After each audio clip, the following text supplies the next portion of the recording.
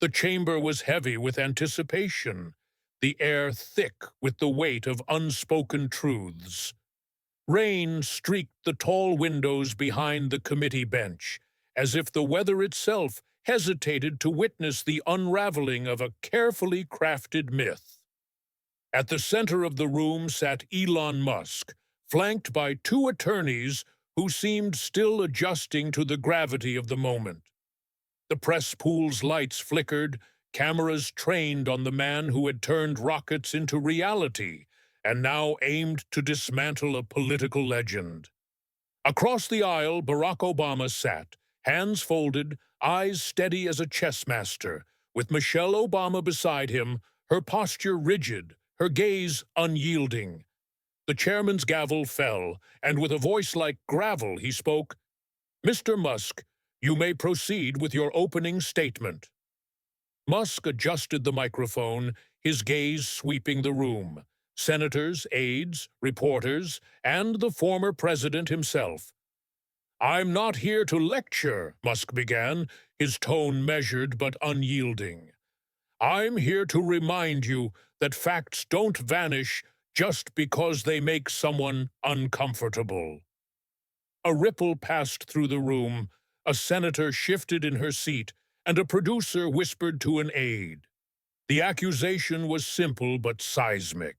The man who had sold America a vision of hope and change had built an empire on lies, funded by corporate giants and foreign interests, all while preaching equality and humility. The story began with a spark, a whisper that grew into a roar. Barack Obama, the self-proclaimed humble kid from a broken home, had emerged from the White House not just as a former president, but as a multi-millionaire power player. His net worth, once modest, had skyrocketed to $70 million, fueled by Hollywood deals, Netflix contracts, podcast empires, and book advances from corporate giants like Penguin Random House. His portfolio included palatial estates, a 30-acre compound on Martha's Vineyard with private beach access, a tennis court, an Olympic-sized swimming pool, and a yacht bobbing at a private dock, and a beachfront mansion in Hawaii, built on sacred land bulldozed despite federal protections and environmental laws. These were not mere homes. They were symbols of an empire, a kingdom carved out by a man who once lectured the nation on income inequality. Yet, the American taxpayer was still footing the bill. Every year, $1.4 million was paid to store Obama's presidential archives, a collection of outdated speeches, a silver BlackBerry, and a few dusty baseballs, locked away in a warehouse in Hoffman Estates, inaccessible to the public. For a man worth $70 million, the question was unavoidable. Why should a hard-working American, scraping by on $60,000 a year, pay to preserve the memorabilia of a multi-millionaire? The answer, Musk argued, was entitlement. Obama didn't believe in equality for all. He believed in privilege for himself. While he sipped vintage wine behind guarded gates, he demanded the public subsidize his legacy, a legacy built not on service, but on self-aggrandizement. The Obama Presidential Center was the crown jewel of this legacy, a project that promised to be a tribute to hope and unity, but became a monument to hubris. Initially budgeted at $500 million, the cost had ballooned to $830 million, funded by billionaires and corporate donors.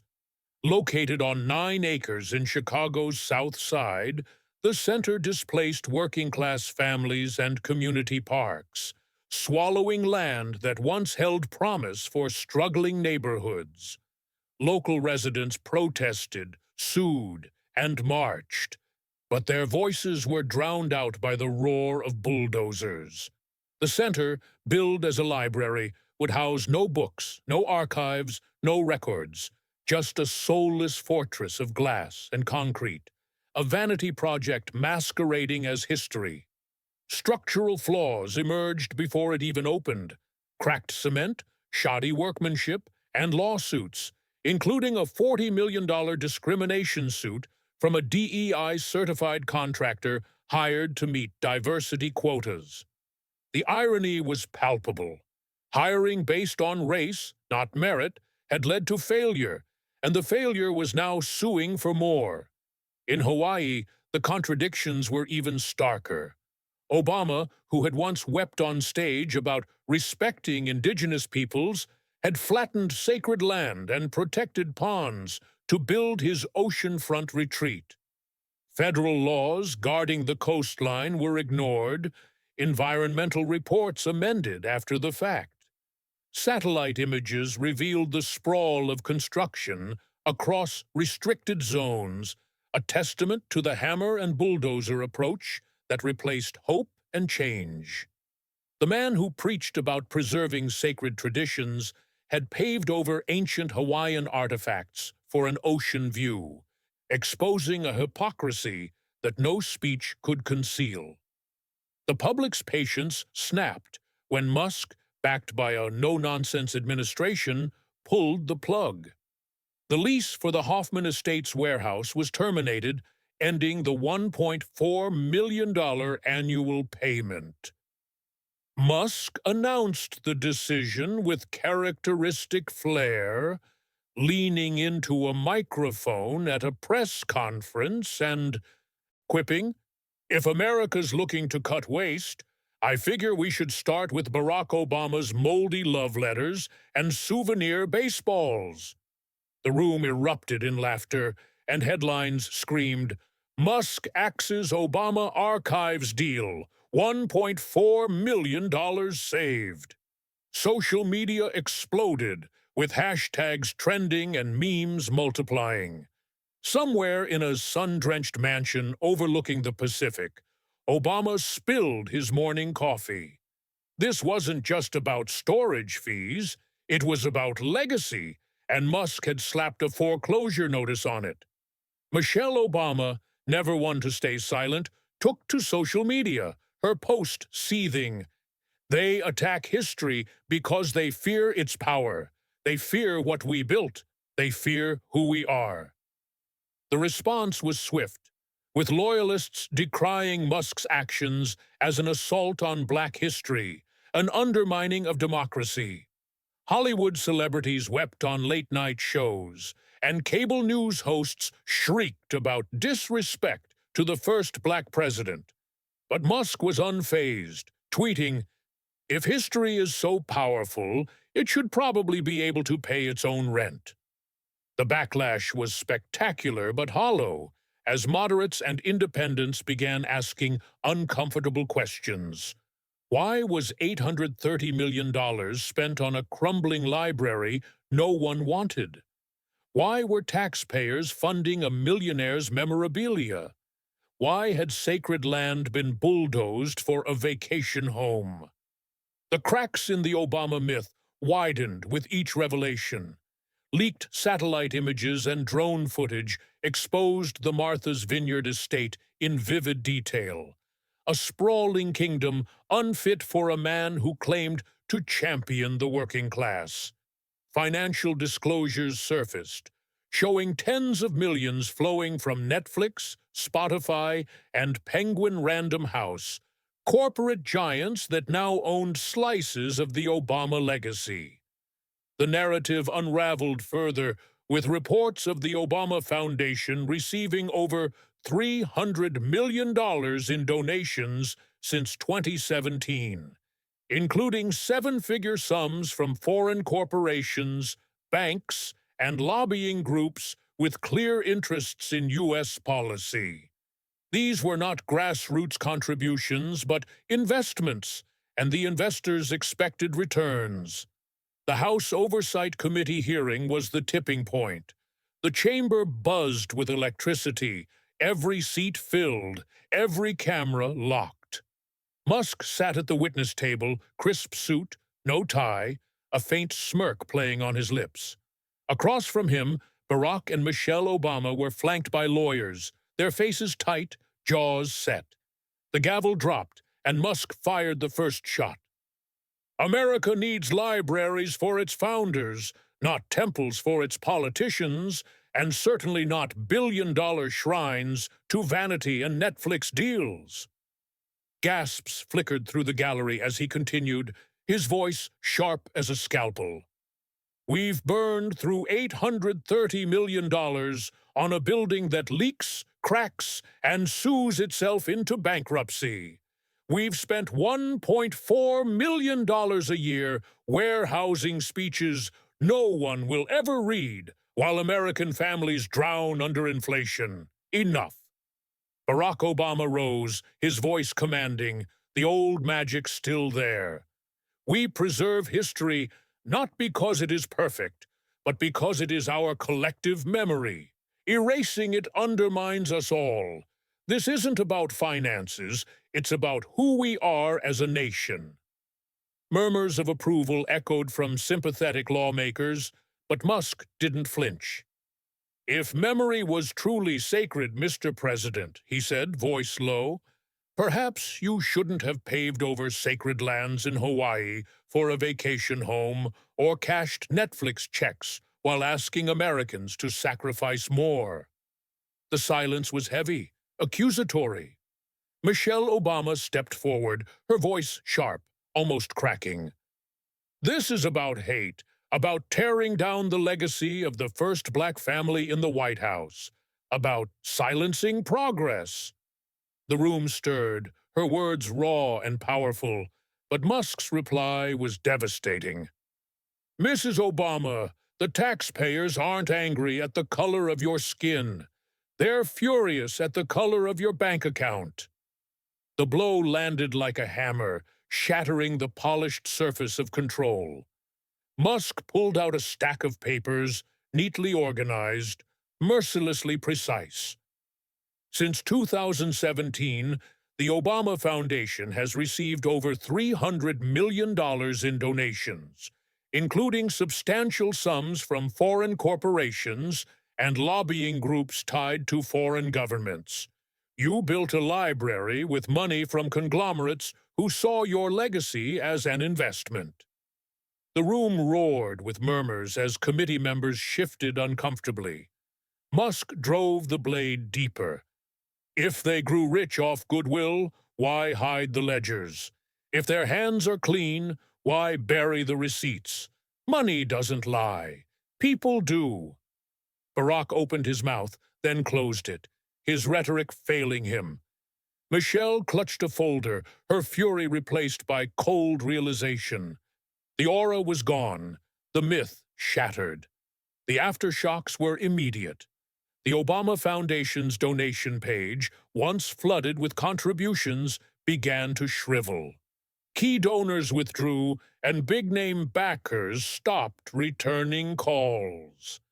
Civil rights groups, once loyal, demanded audits and receipts, unwilling to stand by a symbol of hope turned hollow. The media, once worshipful, turned clinical, with editorials questioning the ethics of mixing corporate deals with historical preservation. Even late-night comedians, usually safe havens for Democratic royalty, cracked jokes about a library of broken promises. Barack and Michelle Obama stayed silent, their eloquence and charm stripped away. An empire built on moral posturing, when stripped of applause, looked corrupt, brittle, and empty. The administration, emboldened by the tidal wave of public outrage, moved swiftly to capitalize on the moment. With the nation's eyes fixed on the crumbling facade of one legacy, they greenlit a comprehensive review of all federal funding allocated to presidential libraries and archival programs. This was no mere bureaucratic exercise.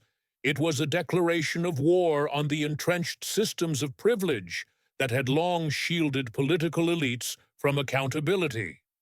No longer would taxpayers be forced to bankroll monuments to ego, warehouses of forgotten speeches, or vanity projects dressed up as public service. The directive was clear. Every dollar spent on preserving political legacies would be scrutinized, every contract audited, every donor's influence traced back to its source. Elon Musk, the catalyst of this upheaval, took to social media with his trademark blend of audacity and restraint. "Obama was just the beginning," he posted, the words landing like a gauntlet thrown at the feet of the political establishment. Audit everything. The phrase became a rallying cry, echoing across platforms, from the fervent posts of grassroots activists to the polished op-eds of policy wonks. It wasn't just a call for financial transparency, it was a demand for truth, a challenge to peel back the layers of gloss and rhetoric that had long obscured the machinations of power. The questions began to ripple outward, each one more piercing than the last. Whose charities were nothing more than slush funds, funneling money to loyalists and pet projects? Whose legacies were propped up by foreign powers, their influence bought with donations cloaked as philanthropy? Whose foundations, cloaked in the language of public good, were little more than tax shelters for the ultra-wealthy? The political class, once insulated by their carefully curated images, began to squirm under the weight of this newfound scrutiny. Senators and former officials, who had grown accustomed to gliding through scandals with a well-timed press release, found themselves fielding questions they couldn't deflect. Lobbyists and corporate executives who had thrived in the shadows of Washington's back rooms scrambled to distance themselves from the growing firestorm. The media, long complicit in perpetuating the myths of untouchable icons, twisted itself into knots, torn between defending the old guard and chasing the clicks of a public hungry for truth. Some outlets doubled down, framing the audits as an attack on democracy itself, but their protests rang hollow. The public, once lulled into complacency by polished speeches and glittering ceremonies, was wide awake, their trust in the system eroded by years of broken promises and now shattered by the stark reality of betrayal. This awakening was not a fleeting moment of anger, but a seismic shift in the national consciousness. Once you see the cracks in one cathedral, whether it's an $830 million library or a $1.4 million archive, you begin to notice them in all. The gleaming monuments to political greatness, the sprawling estates of former leaders, the foundations that promised progress but delivered privilege, all began to look like pieces of the same rotten puzzle. The truth, once unleashed, was relentless. It didn't ask for permission or pause for decorum. It broke locks, tore down facades, and demanded to be seen, exposing the uncomfortable reality that power, no matter how eloquently packaged, was often just a transaction. The fallout reached far beyond the Obamas. Across the country, citizens began questioning the institutions they had once taken for granted. Community organizers in Chicago, who had once rallied behind the promise of the Obama Presidential Center, now demanded accountability, their signs reading, "Show us the books," instead of "Hope and Change." Taxpayers in small towns, struggling to pay for schools and roads, wrote letters to their representatives, asking why their money was funding the egos of the elite. Even the most apolitical Americans, who had tuned out the noise of Washington for years, found themselves drawn into the conversation, their skepticism fueled by the stark contrast between their own hardships and the opulence of those who claimed to represent them. The narrative had shifted irreversibly, and Barack Obama, once the golden child of American politics, stood exposed as just another emperor without clothes. His legacy, built on the soaring rhetoric of unity and progress, now lay in tatters, its foundations revealed to be little more than corporate cash and political expediency. The mansions, the Netflix deals, the foreign donations, all were symptoms of a deeper truth.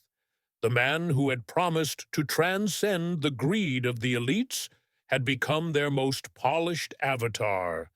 And yet, the reckoning was not his alone. The questions Musk had ignited about money, power, and accountability hung over every corner of the political landscape, a specter that no press conference or carefully worded memoir could dispel.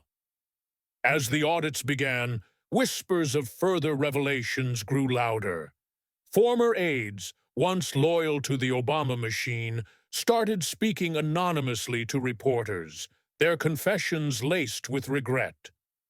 "We thought we were building something noble," one said, "but it was just another business." Documents leaked from other presidential foundations hinted at similar patterns: offshore accounts, questionable donors, and projects that served the powerful rather than the people. The public's demand for transparency became a movement, with hashtags like "Osh Audit the Elite" and "Osh No More Monuments" trending globally. Universities, think tanks, and even cultural institutions found themselves under scrutiny as Americans began to ask not just who funded their leaders, but who controlled their stories.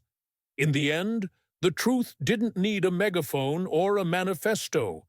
It needed only to be seen, to stand unadorned in the light of day. The facades of power, so carefully constructed over decades, crumbled not because of a single man or a single hearing, but because the people had stopped believing in the myth. Barack Obama, Michelle Obama, and the entire political class they represented were no longer untouchable. Not because of Elon Musk, not because of any administration, but because the truth, once set free, needed no permission to exist. It was a force of its own, relentless and unforgiving, and it had only just begun to reshape the world.